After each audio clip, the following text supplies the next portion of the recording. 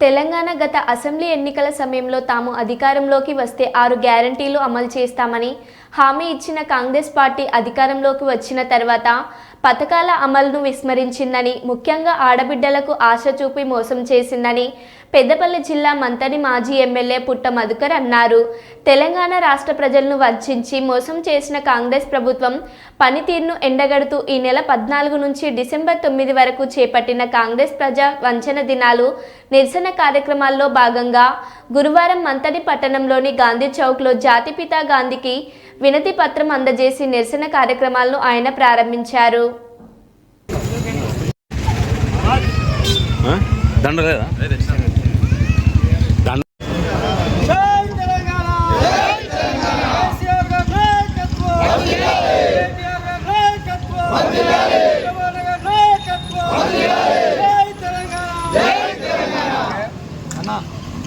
కాంగ్రెస్ ప్రజా వ్యతిరేక విధానాలు కాంగ్రెస్ ప్రజా వ్యతిరేక విధానాలు రేవంత్ రెడ్డి రేవంత్ రెడ్డి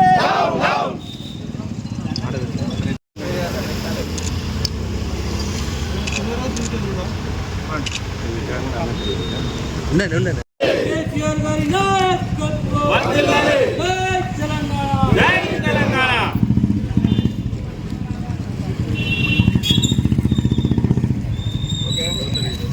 కేటీఆర్ పేరు పెట్టినా ఎవరి పేరు పెట్టినా ఇక్కడ బీఆర్ఎస్ పార్టీ భయపడది.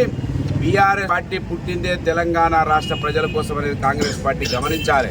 మీ ఊకదంపుడుల భయపెట్టిట్లకు, మీ పోలీస్ కేసులకు ఇదే పోలీసులు మిమ్మల్ని ఖచ్చితంగా మళ్ళీ 4 రోజుల తర్వాత వీళ్ళే మిమ్మల్ని జైళ్ళకి పంపే రోజులు ఖచ్చితంగా వస్తాయి.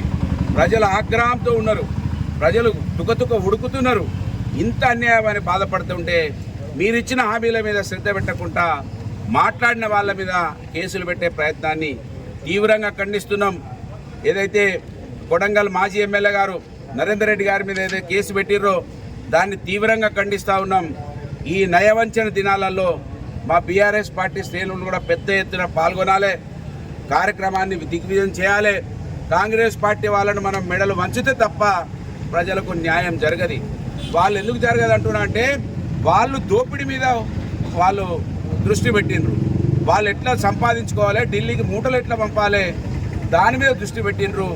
మనం ఒత్తిడి చేస్తే ఆ ఢిల్లీకి పంపే మూటలు మన తెలంగాణ రాష్ట్ర ప్రజలకు అందుతాయి. మనం గలం విప్పకపోతే మన డబ్బంతా కూడా ఢిల్లీ కాంగ్రెస్ పార్టీకి పోతూ ఉంటుంది. కనుక మనం ఆలోచించి ఈ ఢిల్లీకి మూటలు నాపి తెలంగాణ ప్రజలకి డబ్బు అందే విధంగా బీఆర్ఎస్ పార్టీ శ్రేణులు అందడం కూడా పోలీసు కేసులు అవుతుంటాయి, పోలీసు వాళ్ళు భయపెట్టిస్తూ ఉంటారు. ఈ పోలీసులకు భయపడితే నిజంగా దేశంకు స్వతంత్రం రాకపోవు. ఈ పోలీసులకు భయపడితే తెలంగాణ రాష్ట్రం రాకపోవు.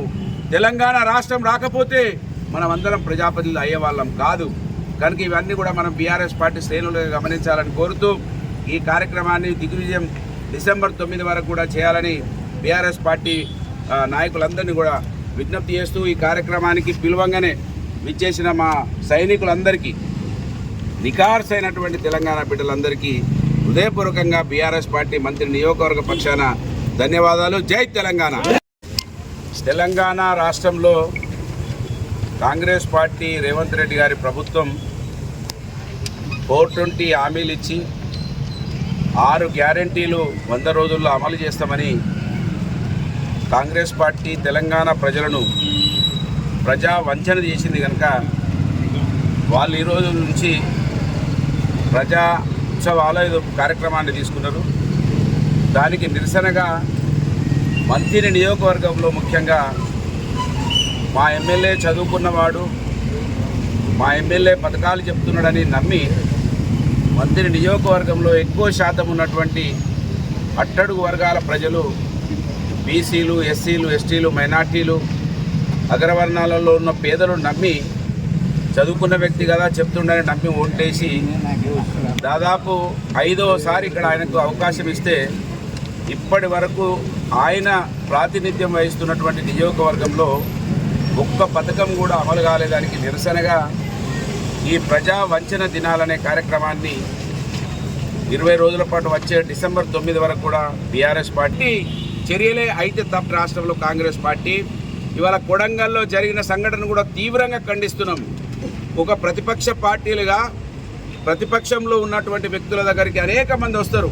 ఇవాళ మా దగ్గరికి ఆటోళ్ళు వాళ్ళు కూడా వస్తున్నారు, రైతులు కూడా వస్తున్నారు, అనేక మంది కష్టాలు ఉన్నాయన్నారు. వాళ్ళకి మేము మద్దతుగా